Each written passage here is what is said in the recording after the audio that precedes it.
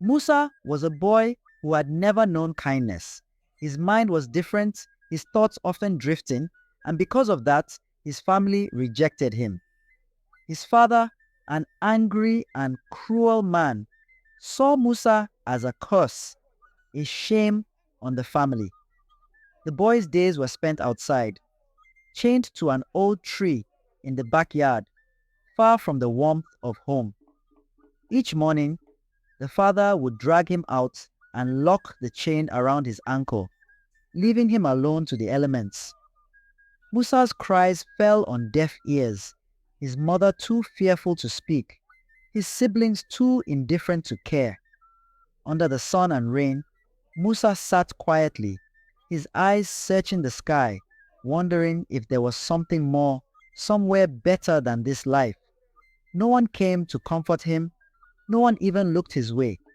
The world outside the fence carried on without him. He was invisible, forgotten.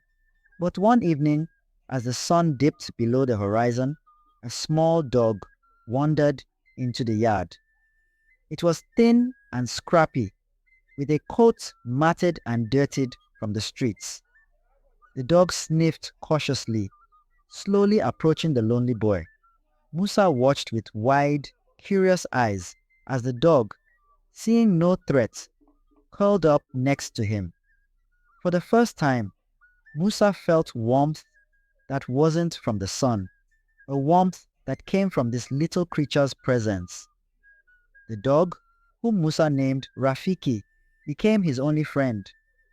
Every morning, when the father chained Musa to the tree, Rafiki was there, waiting. The boy didn't need to speak.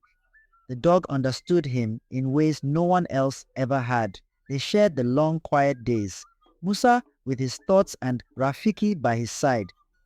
In those moments, Musa felt a glimmer of something he'd never known, hope. But one day the father noticed. He saw the joy Rafiki brought to Musa, and it infuriated him. The father stormed out, grabbed the small dog by the scruff, and without mercy hurled him away from Musa. Rafiki yelped in pain as he disappeared beyond the trees. Musa screamed, reaching for his only friend, but the chains held him back. His heart shattered. That night, Musa sat in the cold, tears streaming down his face. His chest ached not from the bruises his father had given him, but from the emptiness that Rafiki had left behind. He had lost the one thing that made his world bearable. Days passed, and Rafiki never returned. Musa's heart grew heavier with each passing hour, until one morning, he didn't wake up. His body remained chained to the tree, but his spirit, his soul, had broken free. In the space between worlds, Musa found himself standing in a vast, endless field bathed in golden light. He felt no chains, no pain, just peace. Confused, he looked around, searching for something familiar, when suddenly, from the distance, he saw a small shape bounding toward him. It was Rafiki. His coat was clean and glossy, his eyes bright and full of life. He ran straight into Musa's arms, barking happily, tail wagging furiously. Musa knelt down, wrapping his arms around Rafiki, his heart swelling with love and relief. In that moment, he understood they were free, together.